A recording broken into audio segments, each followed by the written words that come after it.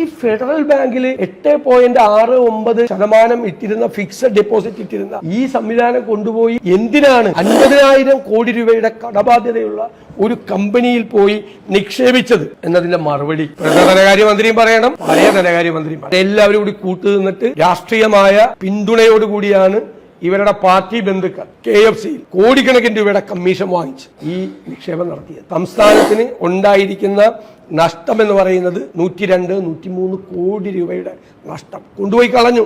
സർക്കാരിന്റെ കീഴിലുള്ള ഒരു പൊതുമേഖലാ സ്ഥാപനം ഒരു കാരണവശാലും ചെയ്യാൻ പാടില്ല. സർക്കാരിന് സ്റ്റേക്കില്ലേ?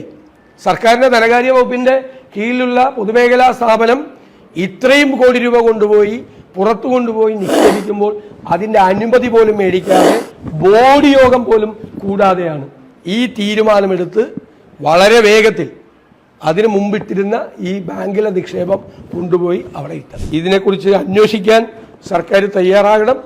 ഇല്ലെങ്കിൽ ഞങ്ങൾ നിയമപരവും രാഷ്ട്രീയവുമായ നടപടികൾ ഞങ്ങൾ സ്വീകരിക്കും.